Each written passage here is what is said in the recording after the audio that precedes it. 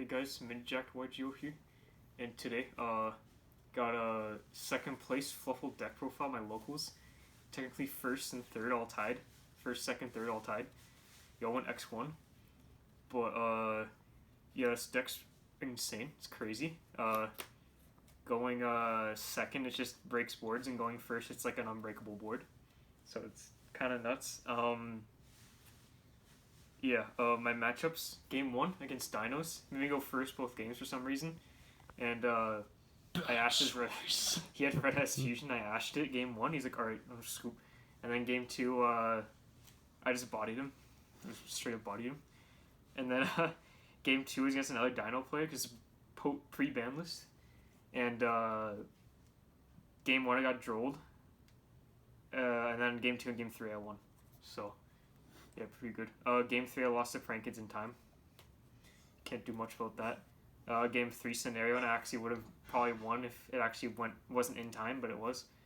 And then game 4, I 2-0'd Phantom Knights. It's like my worst matchup, so it's nice. All right, because they don't care about chain blocks. They have fog blades, so. But I was able to bait them out enough, so. That's right. All right, let's get into it. Starting off, triple Fluffal Dog. Standard. Fluffal Dog is your searcher. Your normal summon searcher. There's no more special, whatever. But yeah, search out any Fluffal monster, Edgem Chain. Edgem Sabers. I wish it was Edgem Chain, but Edgem Sabers. So yeah, standard. Triple Fluffal Penguin. Arguably probably better than Dog, even though it's your searcher. Because it extends out other Fluffals, so you can do combos with it. And it has one of the best fusion. When you use it for your fusion material, a lot of the monsters have effects. This one's probably one of the best ones, just draw 2 pitch 1. So it's like a +1 pretty much. So it's insane. That's it for the 3 ofs, and then 2 copies of Fluffal Bear. Fluffal Bear. It's pretty good because you can just send it and then set a toy vendor from your deck. It's good for the Fluffal Wings combo, which I'll showcase after, but or I'll talk about after, whatever. But yeah, so you send it from your hand as cost, and set a toy vendor from deck so it can't get ashed because it sets. And then top field effect rarely comes up. You tribute it on field or get a poly back from grave. So yeah, it can come up every once in a while like a grind game, but usually you don't grind with this deck. So and then I have quite a lot of 1-ofs for Fluffals. One Fluffal Cat. It chain blocks, it's good, and it recycles your poly when it's fusioned off, so helps you extend. One Fluffal Dolphin. I might bump this up to 2. I only have 1 right now though, because it can make Toad really easily with Penguin, as well as its on-field effect actually being really good. It sets a toy vendor from your grave and then sends a Fluffal or Edgem Sabers from deck to grave. So I guess whatever you need in grave. One Fluffal Octopus. This card's cool because it recycles your Fluffals on normal or special, and then if it's used for a fusion material, it recycles your banished monsters. One Fluffal Owl. You need to run 1 of it just in case you don't open poly, or any way to get it in a fusion. Yeah, or if it plays around anti-spell too, because you can just pay 500 instead of using a poly to use a poly. And that and Verte. One Fluffal Sheep. This card's kind of nuts because it literally just gives you more resources. Middle of your combo. It's like a Phantom Knight's Boots. Where is he? Phantom Knight's Silent Boots. It's like that guy. Oh, yeah. It's like that guy. Sheep. Yeah. Yeah. So if you control a Fluffal monster except Fluffal Sheep, you special it, and then you can bounce back another Fluffal monster on your field to your hand to summon an Edgimp monster from your graveyard. So it just gives you an extra fusion material unless you fuse again. So it's really nice. Comes up a lot. And the last 1-of, but not least, is one Fluffal Wings. Usually you only run 1 of it because it only really comes up once in your whole game, and it dies to draw. But the combo is with Wings and Bear. You bear send to set toy vendor, which I'll show off after. And then so basically toy vendor just searches any Fluffal or Edgimp Sabers when it's sent to grave. And then you send a wing, you add wings somehow, or if you have wings in hand, you can send it with the toy vendor, and then draw 2 off of this effect, and then send the toy vendor, which lets you search. So it's like a +3 almost. It's kind of crazy. So that's it for Fluffals. Now into Edgimps. 3 Edgimp Chain. Arguably the best Edgimp in the deck. Searches any Frightfur card when it's sent to grave from hand or field. So yeah, it's really good for chain blocking and Edgimp chain blocking, and and yeah, searches really good cards too. Anything you don't have. And then triple Edgimp Scythe. You could run 2, but I like 3 because it disrupts a lot of your opponent's plays on your opponent's turn because it's a going second deck.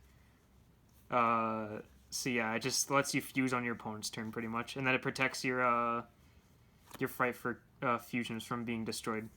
It's like a Bale Links for Frightfur fusions. It's pretty cool. And then last but not least, 1 Edgimp Sabers. You only run 1 of it usually because it's searchable in the deck. So yeah, and it has really good recursion. You can just use Zone Effect to put something back on the top of your deck and then special it. So yeah. That's all the Edgimps. And then for hand traps, running 3 Ash. You could run Gamma. It doesn't really matter what you run, but yeah, 3 hand trap, 3 or 4 hand trap. That's it for monsters. Quite a heavy monster lineup, but it's what you gotta do. Onto spells. 3 Toy Vens, T-Vens. You always want to run 3 of this because this card's nuts. Sets up your combos and gets your graveyard effects like Edgimp Chain, as well as sets up Fluffal Wings combo.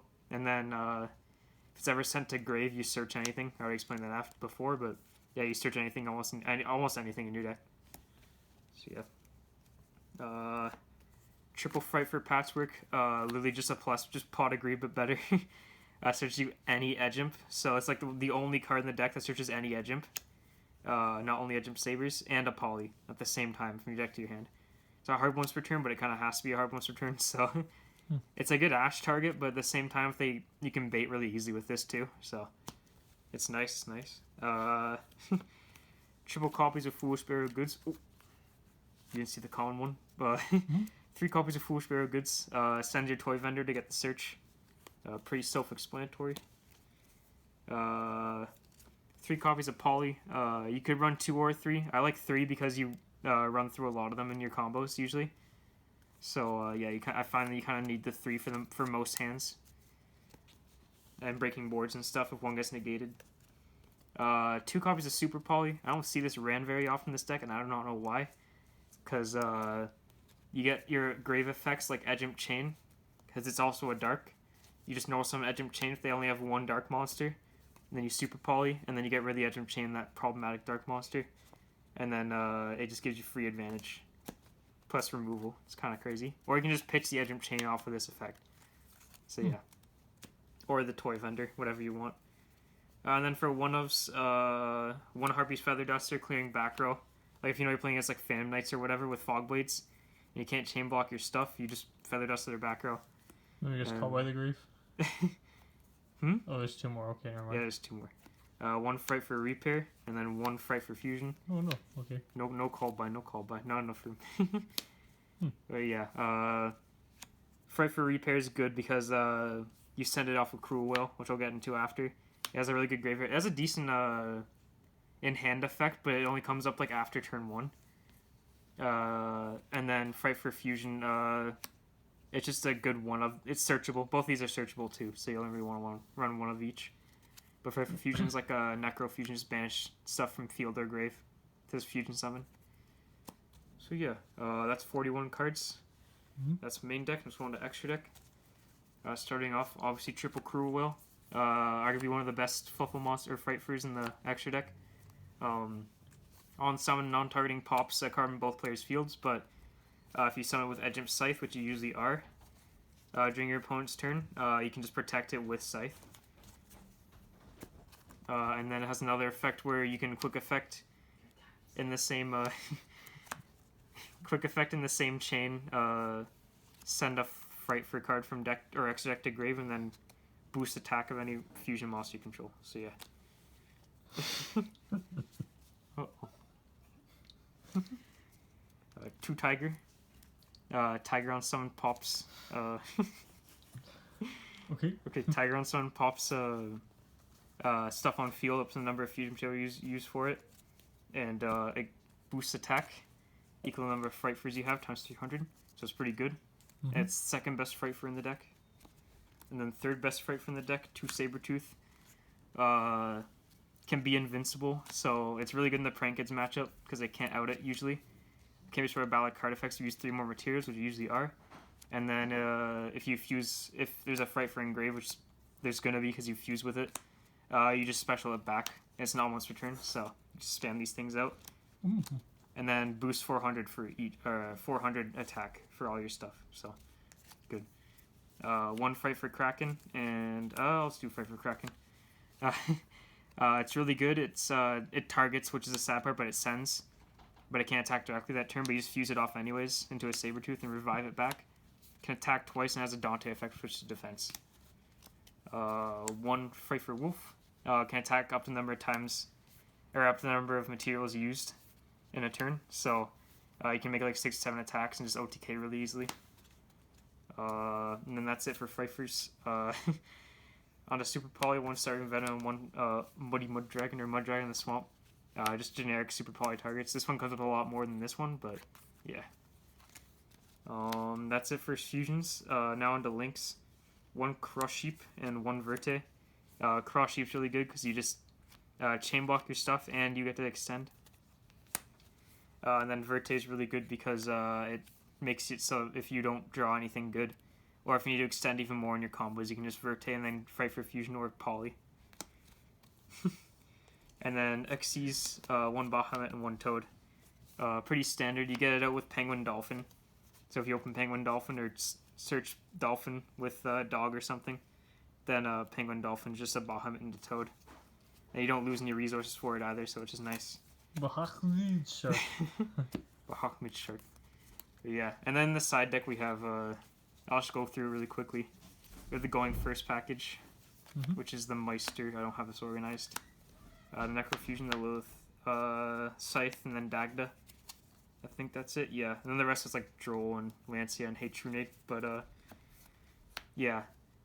It's the main combo going first is so you set up a Scythe set on your opponent's turn, and then you pop it with your own Tiger with Necrofusion, summon it during your opponent's turn, and it's searchable. I don't know if you've seen what's his name? He was on MBT. The one guy. The guy, the Frightfur guy. You know the Frightfur guy? The Frightfur guy. The guy that made the Going First Frightfur. This is like his package, and it's really good. You side it. I like siding it though, because like 9 times out of 10 you're going to be going second anyways. Like if you lose a die roll. So yeah, and even if you go first, you can still set up like pretty heavy defense with like Toad and Indestructible Sabretooth. So with pretty beefy attack. And then like hand traps too in Super Poly. So yeah, like I like siding this package more. So yeah, that's it. That's the deck.